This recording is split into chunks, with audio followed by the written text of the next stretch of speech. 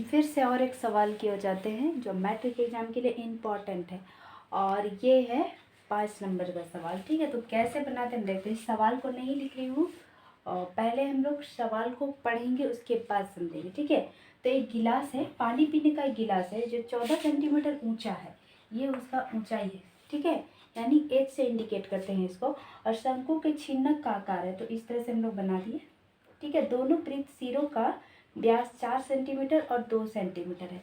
ये जो व्यास है 4 सेंटीमीटर और ये जो व्यास है ये 2 सेंटीमीटर है। तो इस गिलास की धारिता निकालना है। तो पहले हम लोग क्या करते हैं, आगे देखिए। सबसे पहले हम लोग लिखेंगे हल। अब यहाँ क्या क्या दिया गया है सवाल में, जो जो दिया गया है पहले हम उसको लिखेंगे। तो यहाँ पर दिया गया है व्यास यानी d बराबर 1 दिया गया है 4 सेंटीमीटर। अब इसमें से हम लोग को निकालना है r, तो एक को r1 मान लेते हैं, r1 बराबर d/2, तो आ जाएगा 4/2, तो इसका आ जाएगा 2 मान। ठीक है, फिर और एक व्यास है जिसका मान है 2 सेंटीमीटर, तो इसको हम लोग 2 से इंडिकेट करते हैं, d/2 बराबर 2/2, ये कट के 1 आ गया। ठीक है, अब h का मान, इसका जो h का मान है यह है 14 सेंटीमीटर, ये h है। अब हम लोग निकालेंगे इस गिलास की धारिता। तो यहाँ लिखेंगे गिलास की धारिता।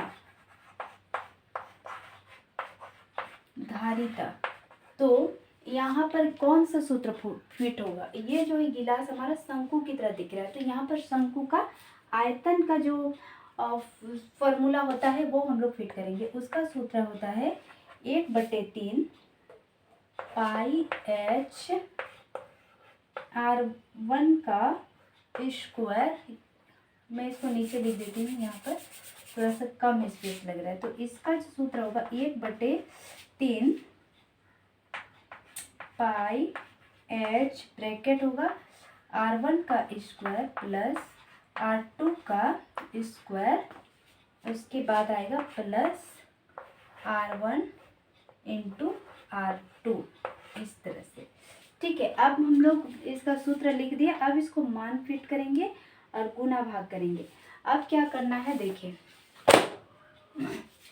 यहाँ पर देखिए 1/3 पाई का मान लेंगे 22/7 गुना h का मान है 14 लेंगे। ठीक है, अब हम लोग का यहाँ पर देखिए r1 का मान कितना है 2 का स्क्वायर, क्योंकि सूत्र में स्क्वायर है, प्लस यहाँ r2 का मान है 1 का स्क्वायर प्लस r1 का मान है 2 गुना 1, ये आ गया। ठीक है, अब क्या करेंगे हम लोग इसको 7 दूना 14 कट गया। अब इसको इसके साथ गुना करेंगे, 22 दूना 44, 44 का 44/3।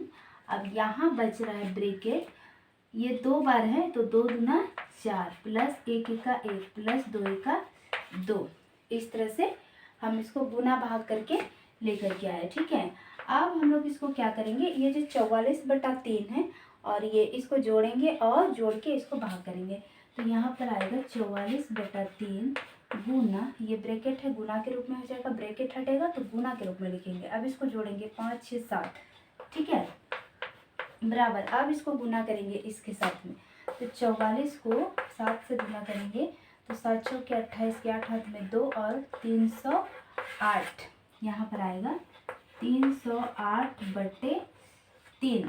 ठीक है, अब यहाँ हम लोग लिख लिए हैं। अब ये इसका परफेक्ट आंसर नहीं है, अब इसको फिर हम लोग काटेंगे, भाग करेंगे।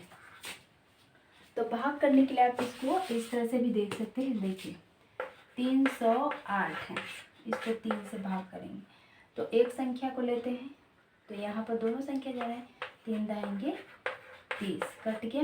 अब ये 8 उतरेगा और 3 दूना 6, ये इस तरह से आगे। अब इससे आगे नहीं जाएगा, तो हम लोग इसको किस तरह से लिखेंगे, बराबर 102, इस तरह से ये आंसर आ जाएगा हमारा। ठीक है, देख लीजिए ये अब बन गया। कुछ भी नहीं करना है, सूत्र फिट करना है सवाल में जो दिया गया है उसको, और सूत्र फिट करने के बाद जहाँ जहाँ जो बोला गया है वो फिट करना है। फिट करने के बाद उसको जोड़ना, घटाना और भाग करना है, और आपका आंसर रेडी हो गया। ये आपको 5 नंबर का क्वेश्चंस मैट्रिक के एग्ज़ाम में आता है। सो प्लीज़ इस क्वेश्चन को आप प्रैक्टिस कर सकते हैं, सीख सकते हैं। Thank you.